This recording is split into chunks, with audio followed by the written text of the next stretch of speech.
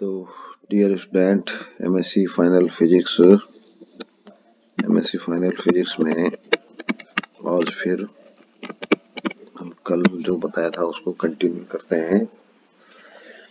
तो हम Gunn diode पढ़ा रहे थे और गन डायोड में हमने बताया कि डिफरेंट मोड में माइक्रोवेव को जनरेट करता है। यह गन डायोड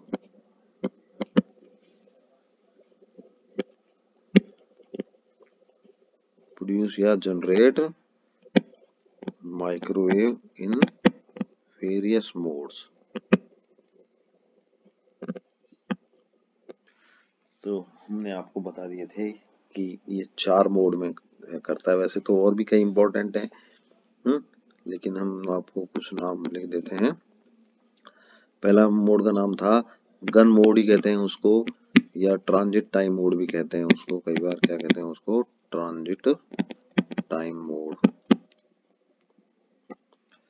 दूसरा बताया था डिलेड डोमेन मोड, डिलेड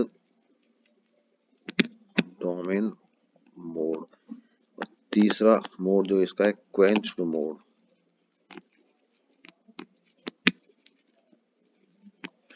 चौथा है limited space charge accumulation mode, LSA mode. इसको लिखेंगे हम limited space charge accumulation mode. 4 तो ये हैं, इसके अलावा और भी कुछ इम्पोर्टेंट मोड हैं, बुक्स में दे रखा होगा। जैसे हाइब्रिड मोड है, एक हार्मोनिक मोड भी कहीं आता है।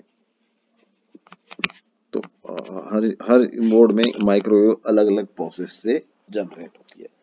सभी मोड में इसका ऑसिलेशन होता है, यानी कि माइक्रोवेव जनरेट होती है। और हर मोड में थोड़ा प्रोसेस अलग हो जाता है। Microwave generation process varies. Microwave generation process varies according to mode. तो हम स्लाइटली डिस्क्राइब करेंगे एक एक मोड को। इनमें 4 मोड में ही करेंगे हम, इम्पोर्टेंट है। पहला मोड है गन मोड। तो फर्स्ट मोड हम आ जाते हैं गन मोड, या इसको ट्रांजिट टाइम मोड भी बोलते हैं। ट्रांजिट टाइम मोड ये बहुत ही बेसिक मोड है। गन डायोड की जो वर्किंग है उस वर्किंग को ये बताता है। और इस ट्रांजिट टाइम मोड में थोड़ी फीचर मैं लिख देता हूँ। देखिए, ये लो पावर का है, ये लो पावर की माइक्रोवेव को जनरेट करता है और लो ही इसकी एफिशिएंसी होती है। ये एफिशिएंसी, लो एफिशिएंसी।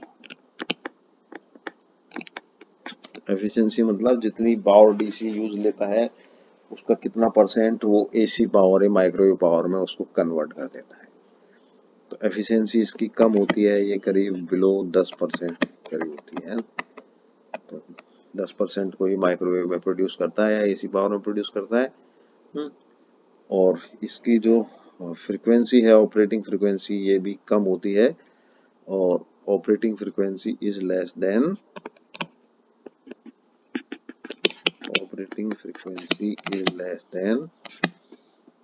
30 गीगाहर्ट्ज से नीचे पर ये की माइक्रोवेव ही जनरेट कर पाता है। हाँ, अब हम इसके फीचर के बारे में। सबसे इम्पोर्टेंट बात यह है कि इसमें सिर्फ एक गन डायोड ही काम आता है। गन जो गैलियम आर्सेनाइड का है ना, गैलियम आर्सेनाइड का जो डायोड होता है वो ही काम आता है, ओनली यूजेज। कोई एक्सटर्नल सर्किट काम, नो एक्सटर्नल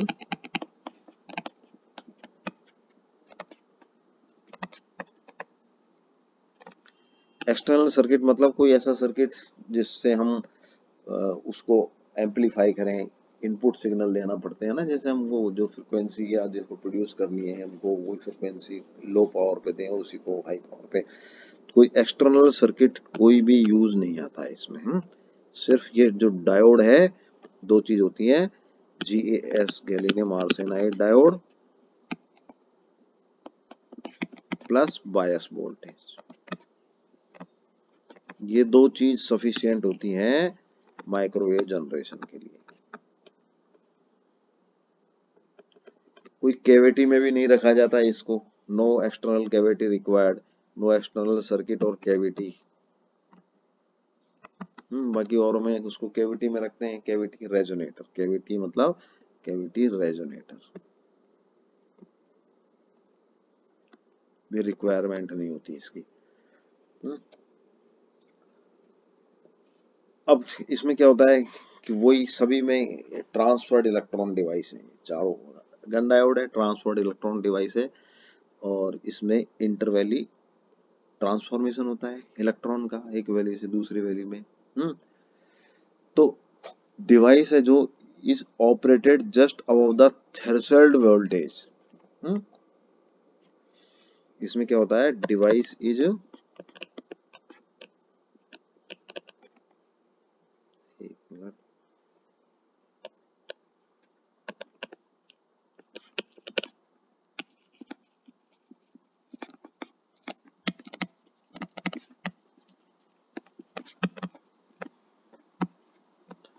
ETH या VTH, VTH threshold voltage.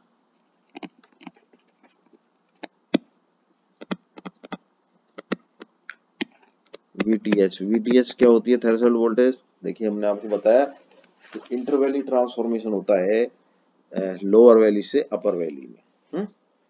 Transferred electron device में लोअर वैली से अपर वैली में ट्रांसफर होता है, इंटरवैली ट्रांसफॉर्मेशन।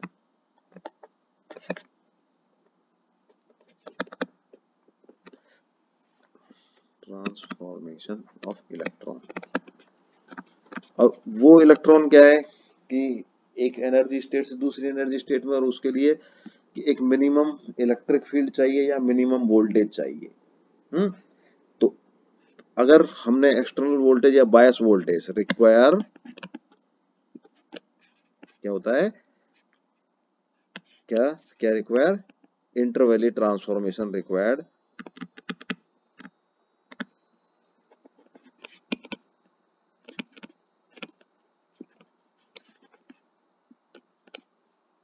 ए थ्रेशोल्ड वोल्टेज, बायस वोल्टेज,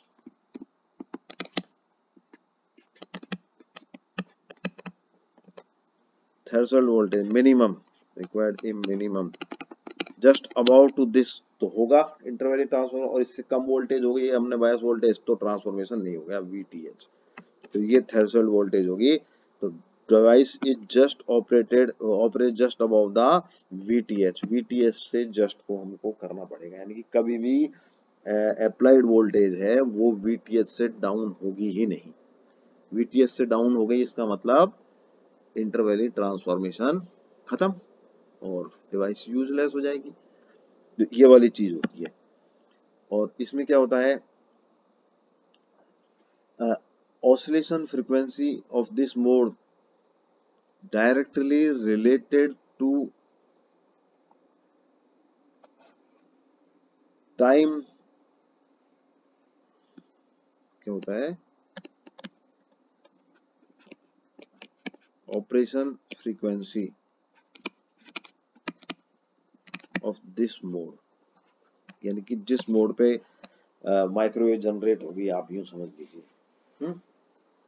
तो operation frequency of this mode ये रिलेटेड होती है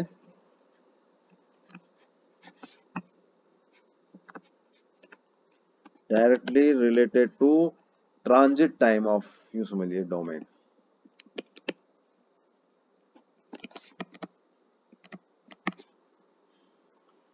डायरेक्टली नहीं, इनवर्सली रिलेटेड कहना चाहिए हम इसको, है, हम इसको इनवर्सली लिखते हैं, transit time of domain. Transit time क्या होता है, देखिए कि जो बीच का N एक्टिव रीजन है उसमें इधर कैथोड की होता है और इधर एनोड होता है।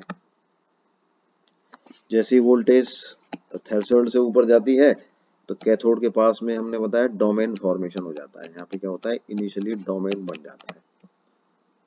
अब ये डोमेन इधर ड्रिफ्ट होता है, ये डोमेन पढ़ाया मैंने आपको। तो ये डोमेन का ड्रिफ्ट स्पेस है। तो टाइम जो रिक्वायर्ड है डोमेन को कैथोड से एनोड एंड तक या टर्मिनल तक पहुंचने में टाइम जो लगता है वो कहलाता है इसका ट्रांजिट टाइम। ट्रांजिट टाइम क्या होता है?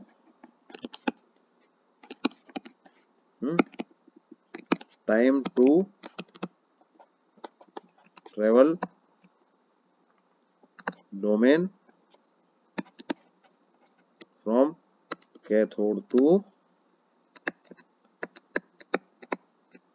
एनोड। जो टाइम लगता है वो ट्रांजिट टाइम होता है। तो ऑपरेशनल फ्रीक्वेंसी इसकी जो होगी वो क्या होगी? इस ट्रांजिट टाइम के इनवर्सली प्रोपोर्शनल होगी। तो हम इसको देखिए ऐसे लिख सकते हैं, drift velocity v equal to F into L लिख सकते हैं। ये हम जानते हैं, देखिए वेलोसिटी v इक्वल टू क्या होता है, दूरी अपॉन डिस्टेंस। ये l डिस्टेंस है यहाँ से यहाँ तक की, और ये ड्रिफ्ट वेलोसिटी हो गया, और ये ट्रांजिट टाइम हो गया, डिस्टेंस अपॉन। तो ट्रांजिट टाइम क्या हो गया, ये transit time equal to L upon v d. और ट्रांजिट टाइम क्या हो गया, यही 1 अपॉन फ्रीक्वेंसी के। तो इससे क्या निकला, V D equal to F into L आ गया ना इस फॉर्मूले से। तो हम लिख सकते हैं ये फ्रीक्वेंसी, यहाँ F is the frequency, L is the specimen length है जो, और वी उसकी ड्रिफ्ट वेलोसिटी है। तो इस वाले मोड में पर्टिकुलरली v इक्वल टू एक फॉर्मूला होता है 10⁻⁴ सेंटीमीटर पर सेकंड। इस मोड के अंदर ही ये फॉर्मूला वैलिड होती है। इसको हम कहते हैं वेलोसिटी ऑफ डोमेन। और यहाँ पर oscillation period is equal to transit time, यू कह सकते हैं। ऑसिलेशन पीरियड मतलब माइक्रोवेव जो जनरेटर हुई ना उसका time period equal to transit time of domain. तो ये इस मोड की इंपॉर्टेंट वो है। तो इस मोड में क्या होता है, देखिए मोड में मतलब जैसे ही थ्रेशोल्ड वोल्टेज से ऊपर जो वोल्टेज होती है वो पहुंचती है, तो इंटरवैली ट्रांसफॉर्मेशन से जो इलेक्ट्रॉन है अपर वैली में पहुंच जाते हैं। अपर वैली में उनकी मोबिलिटी नेगेटिव हो जाती है, नेगेटिव नहीं रिड्यूस हो जाती है।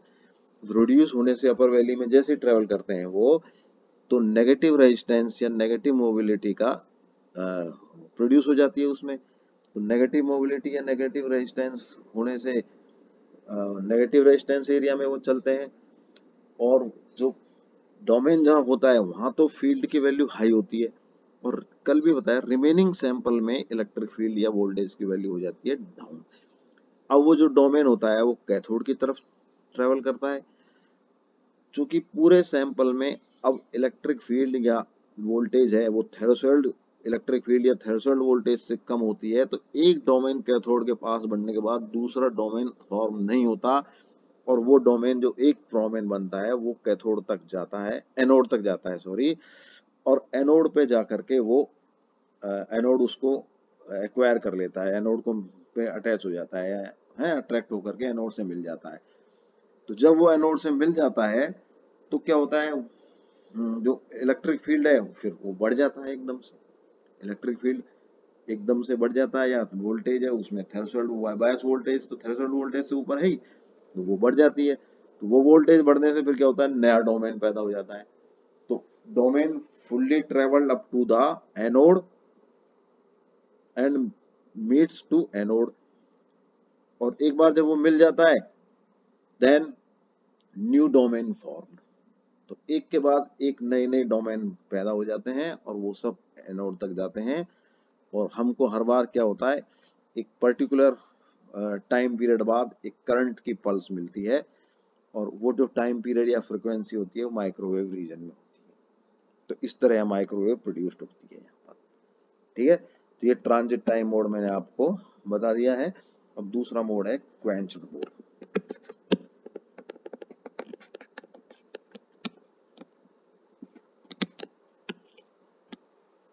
Quenched mode, quenched mode, sorry इससे पहले हमने शायद डिलेड डोमेन मोड लिखा है, डिलेड डोमेन।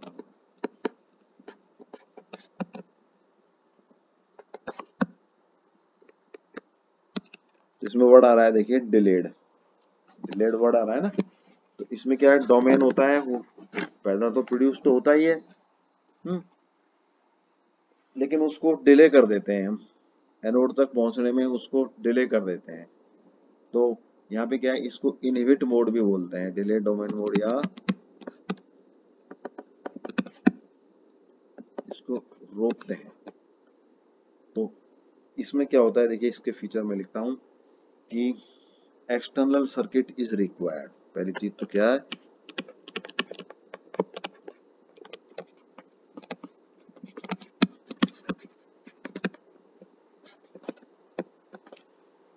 पहली चीज तो ये इसमें एक्सटर्नल सर्किट की जरूरत होती है। तो एक्सटर्नल सर्किट में क्या होता है, हम एक रेजोनेंट सर्किट लगाते हैं, या इसको एक कैविटी रेजोनेटर के अंदर रख देते हैं।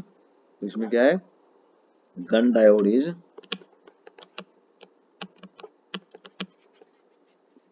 गन डायोड मतलब gallium arsenide sample is kept in cavity resonator.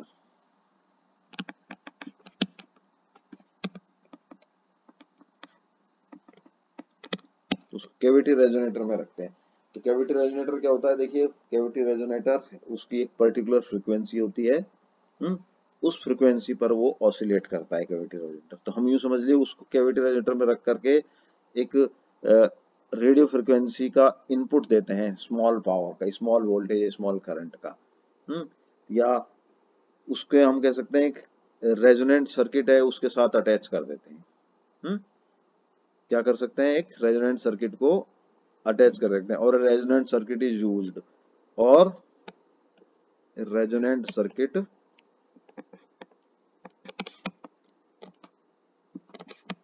Is used at radio frequency. Radio frequency पर हमको जिसकी वैल्यू हाई क्वालिटी फैक्टर होता है, उस रेजोनेंट सर्किट का हाई क्यू होता है, क्वालिटी फैक्टर हाई होता है, तो उसको हम वो करते हैं। यहाँ पर जो वेलोसिटी ऑफ डोमेन है,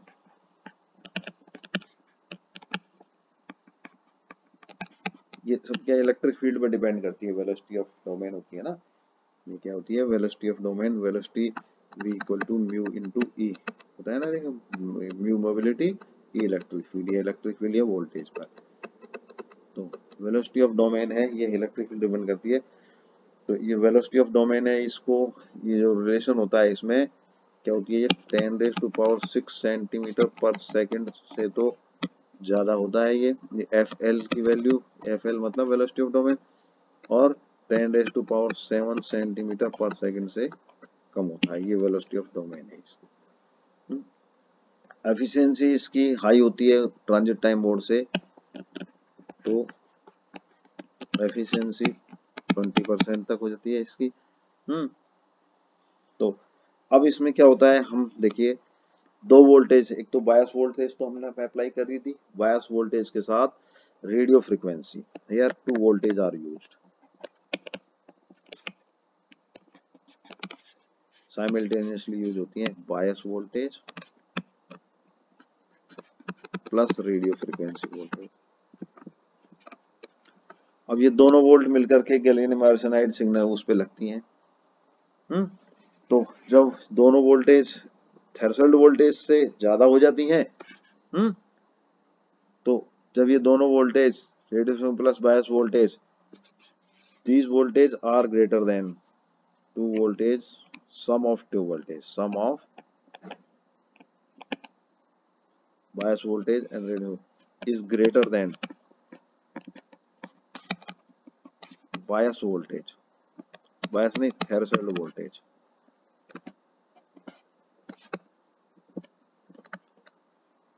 तो ट्रांसफर्ड इलेक्ट्रॉन डिवाइस यूज आ जाती है और उसमें domain formation occurs, domain formation start. अगर थ्रेशोल्ड वोल्टेज से कम रही तो डोमेन फॉर्मेशन नहीं होगा। तो अब ये क्या होता है कि यहाँ पर दो चीज देखिए, हमने इसको एक्सटर्नल कैविटी में रखा है ना, तो उसका एक, अब जो microwave produced frequency of, microwave produced जो होंगी that will equal to frequency of oscillation of cavity resonator. यहाँ पर देखिए है जो फ्रीक्वेंसी हम उसको कैविटी रेजोनेटर में जो रखा है गन डायोड को, तो उसी की फ्रीक्वेंसी की माइक्रोवेव को हम जनरेट करते हैं। तो ऑसिलेशन पीरियड यहाँ पर देखिए दो चीज हो गई है। Oscillation period is, oscillation period मतलब frequency of oscillation of cavity resonator, या जो फ्रीक्वेंसी की माइक्रोवेव जनरेट होती है। तो oscillation period of, time period of, यूं समझे, time period of t, t t नहीं, हम इसको डॉट ही बोलते हैं, tau, is less than transit time.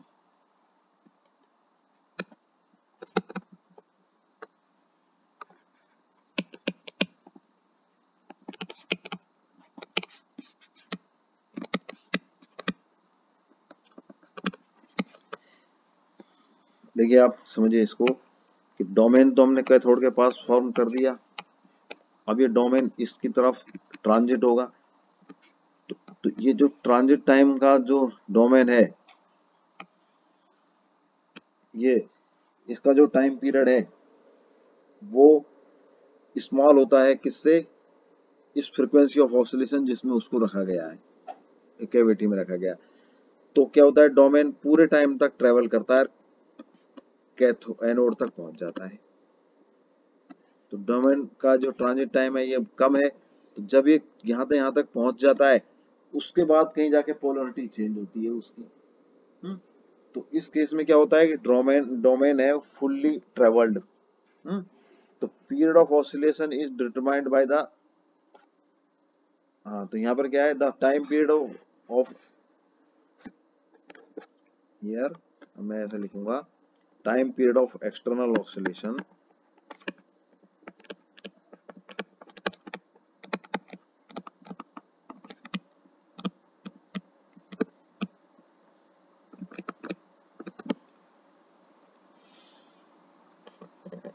Circuit is,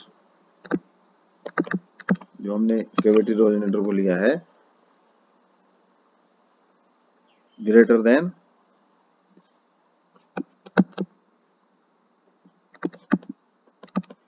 transit time. और एक तो ये चीज, और domain reaches up to anode completely, domain पहुंचता है पूरा, उसके बाद कहीं जाके पोलरिटी चेंज होती है, क्योंकि उसका टाइम पीरियड है वो बहुत ज्यादा है, उसके ट्रांजिट टाइम कम है, तो एनोड बड़े आराम से पहुंचता है। तो domain reach up to the anode completely before the completion of cycle of external radio frequency, before the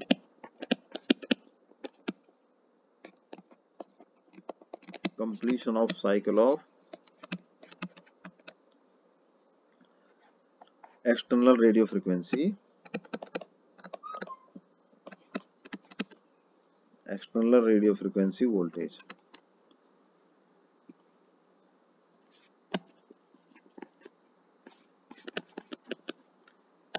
और कितनी पहले पहुंच जाता है, यानी कि पोलरिटी जो चेंज होती है वो कितनी होती है, टॉ जीरो माइनस टॉटी, ये टॉटी टाइम में तो ड्रिफ्ट कर जाता है और इतनी देर बाद पोलरिटी चेंज होती है, तो ये टाइम लैग है, ये दोनों के बीच का क्या है, ये टाइम लैग हो जाता है, टाइम, इतने टाइम का डिफरेंस होता है। तो यहाँ पर आपने देखा टोटल वोल्टेज डोमेन के एनोड पर पहुंचने के बाद वी थ्रेशोल्ड से कम हो जाती है। फिर क्या होता है, देखिए जब एनोड पे पहुंच जाता है ना डोमेन, तो उसके बाद थोड़ी देर बाद क्या होता है, उसकी पोलरिटी चेंज होती है, नेगेटिव हो जाती है। तो फिर क्या होता है, टोटल वोल्टेज डोमेन के एनोड पर पहुंचने के थोड़ी देर बाद वी थ्रेशोल्ड से कम हो जाती है, इसलिए न्यू डोमेन तुरंत उत्पन्न नहीं होता, थोड़े टाइम बाद नया डोमेन पैदा होता है, इसलिए इसको डिलेड डोमेन कहते हैं। न्यू डोमेन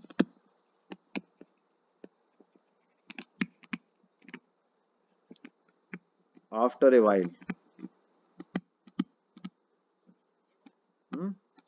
थोड़े टाइम बाद, आफ्टर ए वाइल, थोड़े स्मॉल टाइम बाद।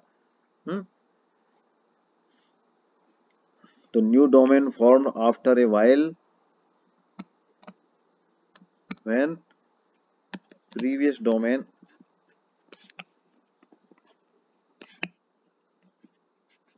Reach to anode.